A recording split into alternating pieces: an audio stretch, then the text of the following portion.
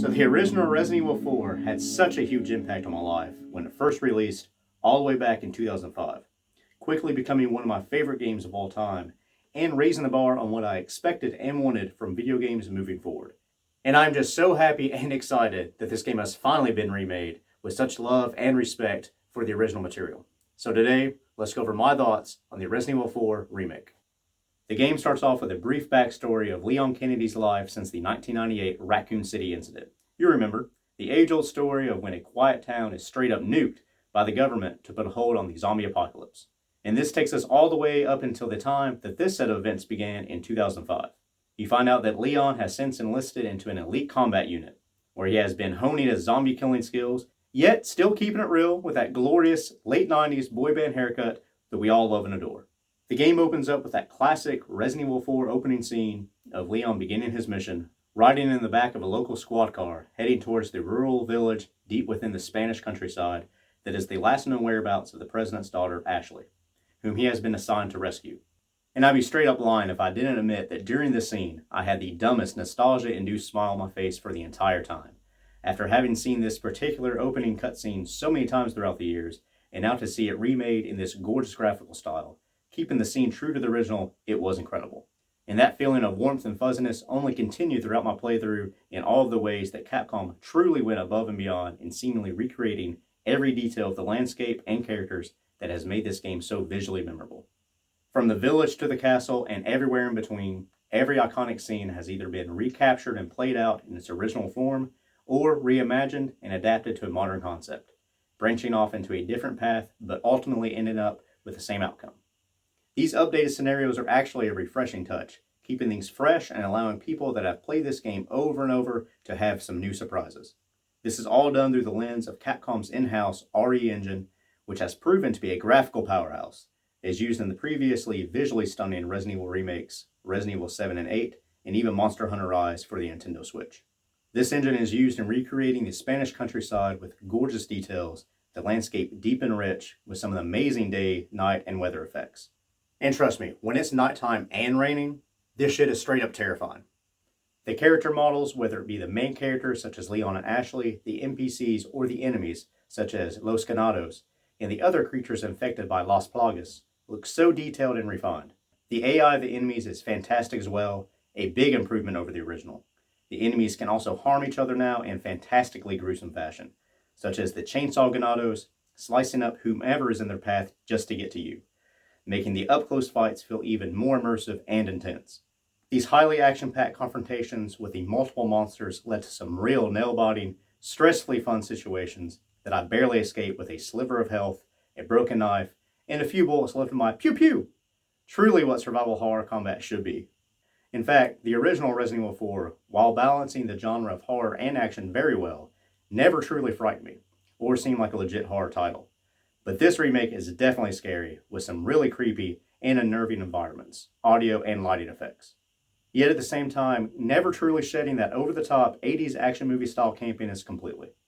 The gameplay has seen a major positive overhaul as well, because let's just be honest, as great as the original game was, in 2023 the gameplay is dated, which for me has always made recommending the original game to someone who is used to modern controls, and especially is used to all the other modern over-the-shoulder action horror games that Resident Evil 4 has inspired that has come out ever since, such as The Last of Us 1 and 2, a little difficult.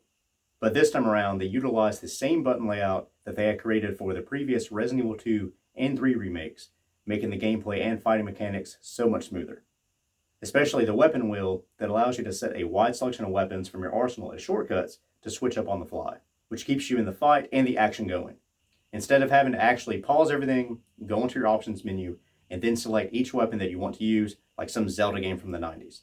This enhancement in the gameplay department also includes a parry technique, allowing you to quickly deflect an enemy's attack with your knife, leading to some straight up ridiculous blocks, such as Leon holding back an actively running chainsaw wielded by a murderous parasitic infected psychopath with a kitchen knife. However, these knives that you pick up along your way can also be utilized for a quick neck stab with a press of R2 when a Ganado grabs onto you, as long as you have one in your arsenal. They do break quite easily, but you will obtain a survival knife fairly quickly that you can upgrade the power and durability of. The only negative thing as far as the combat is concerned is the lack of a jump back mechanic, or a dodge roll, something that would allow you to evade an enemy quickly. But not having this mechanic doesn't take anything away, just a nitpick. The gameplay is also revamped in the removal of the divisive QuickTime mechanic, where you are randomly in a scenario, usually being chased, where you have to quickly press a combination of buttons, Guitar Hero style, at the time to evade the incoming attack. This is one mechanic that I was actually surprised to see removed, yet I definitely feel is a positive. You still have all the original characters return, however you may meet them in slightly different circumstances than you remember.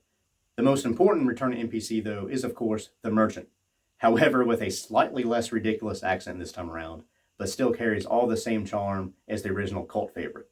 The merchant is of course where you can spend the money that you find throughout the game, as well as valuable items that you'll find in treasure boxes in exchange for new weapons, health items, increased room for your storage crate, the upgrading of weapons, and a new aspect called trade where you can complete merchant quests. The game also opens up many of the different locations that you will explore this time around, such as the lake, where before it was simply used as an environment in which to introduce one of the early boss fights and nothing else. This time around, after defeating the boss, you can then explore new locations never before seen while utilizing the boat. This inclusion of new and expanded areas is done in such a way that doesn't negate from the original, but only adds to the lore and adventure. The ways in which you interact with Ashley has also been revamped. No longer does she have that really annoying health bar that anytime she takes damage, you have to part with your own health items just to restore her. This time around, she takes too much damage, she just gets incapacitated, and you have to quickly go help her back up. You're also given the ability to quickly select between having her stay close to you, which is good for quickly evading and running past enemies, or you can have her give you space, which is great when fighting off multiple enemies since it will keep her out of harm's way. But don't keep her too far back, because she still can be grabbed up by some rogue ganado that's coming sneaking up behind you, leading into the classic, Leon! I swear, Capcom had to have stolen that idea from the super obnoxious sound of Baby Mario crying when he gets whisked away by Bubbles in Yoshi's Island. All in all, Resident Evil 4 Remake is a complete masterpiece and has completely renewed my love for one of the greatest influential games of all time. Regardless if you're a longtime fan of the original and have played this game over and over again, or if you're a newcomer to the series and you're just interested to see what all the hype is about, you should absolutely give this game a try as soon as you can. You will not be disappointed. But what do you guys think? Have you already been playing through this game? And if so, what are your thoughts? Or are you completely new to this game, you never played the original before, and you just want to see what all the hype is about? Well, let me know in the comments below. Click that like and subscribe button. But most importantly, guys, as always, have yourself a great day, and I'll see you on the next video.